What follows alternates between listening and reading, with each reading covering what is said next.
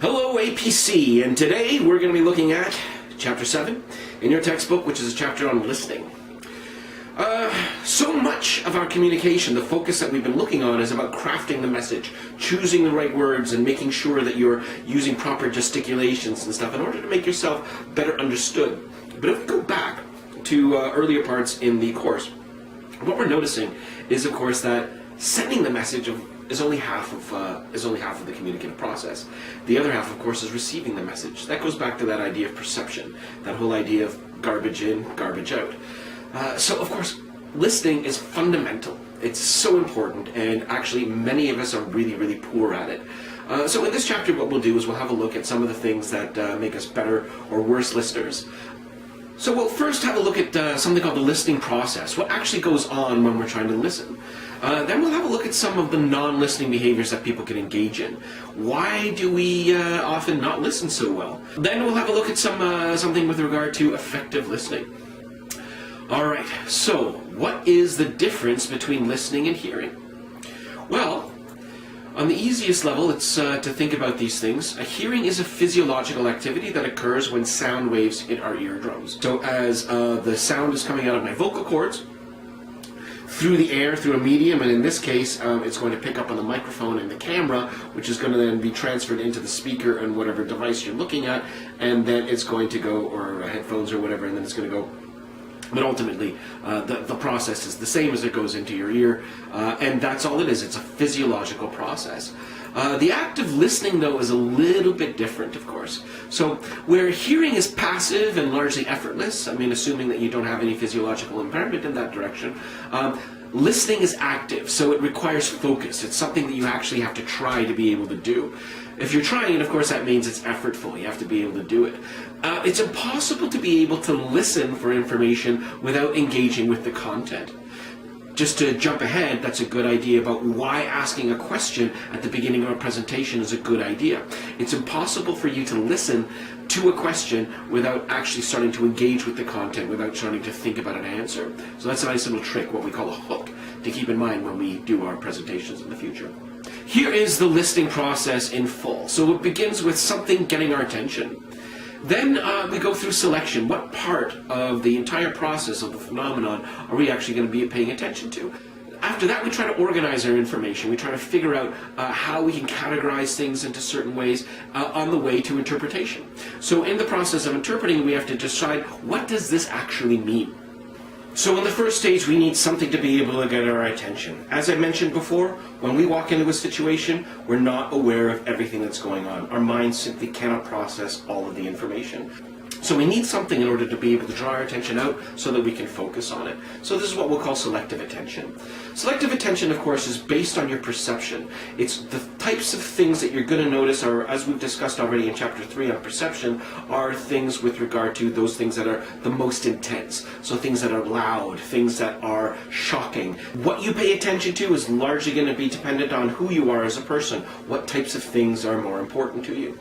If you're hungry, you're going to be more inclined to listen to somebody talking about food and when lunch is going to come, and you may be reluctant under those types of circumstances to pay attention to a lot of other information that still might be important, but you just can't pay attention to it if you're hungry.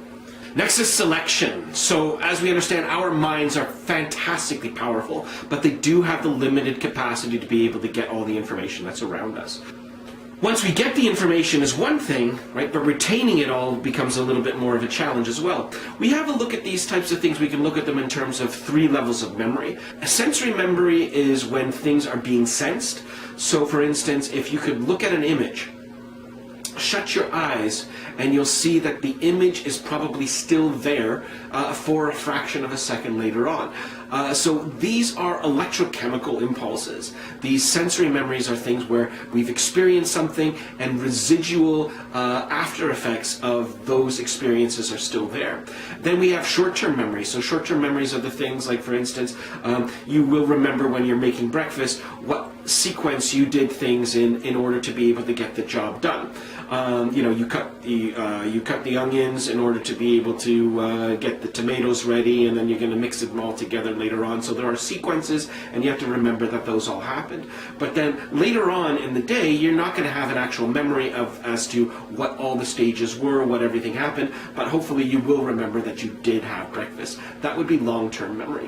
One of the interesting ways in which the brain functions is called the primary recency effect, also known as the serial position effect. And what that means is we have the capacity often to notice the beginning and the ends of things the best, and then we sort of don't remember stuff that happened in the middle quite as well. Yeah, and this is just a process that the human mind uses to try to be able to organize information. This could be used to your advantage or to your disadvantage, understanding that people do have a tendency to listen in this way. And so now the big one. What does it all mean? How do we interpret what it is that we're hearing? What it is that we're listening to, rather. Yeah, so to do this, we try to be able to engage in something called dual perspective.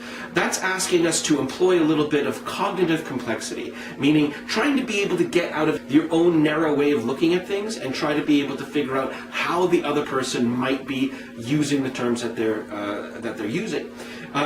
One of the key things, and why this becomes important if we're to become effective listeners, is to realize that what other people are using, the idea that, of course, meaning rests in the individuals and not in the words themselves, we need to be able to understand under these circumstances how the individuals using words are using them and what they mean to them so that we can properly interpret what's being said. Okay, so now we figured out what the person is saying. How do we respond? Well, respond includes several effective skills, right? First of all, it would be paraphrasing. Paraphrasing is saying something back to somebody using your own words rather than direct quotations to show that you've processed and understood what it is that they're saying. Another way of responding is to be encouraging, so to support what the person is saying. When we see the word questioning here, that isn't to necessarily question the person's honesty or their honor or something like that, but what it means is noticing if there were any holes in what it is that, in your understanding, for you to be able to come up and say, to clarify these types of things. Finally, to summarize, right, which is similar to paraphrasing, but it's, if you've been listening to something for a very long time, right, so you mean to tell me that you would rather not leave your wife. Something like that, right? Just a very, very short summary of what it is that you understand, right? And finally, supporting, right? This is important when we're listening. There are these inclinations when we're talking to people to try to be able to fix solutions, to find solutions to problems that people might have. So when we're supporting people, it doesn't necessarily mean that we're giving advice or we're trying to be able to come up with effective ways of finding a solution to whatever the problem is, but just letting the person know that we have understood them, that we're there, and that we support them in whatever decision they try to be able to come up with. And of course, should they ask you for advice, then feel free to give it. But it's not always that easy. Right, so the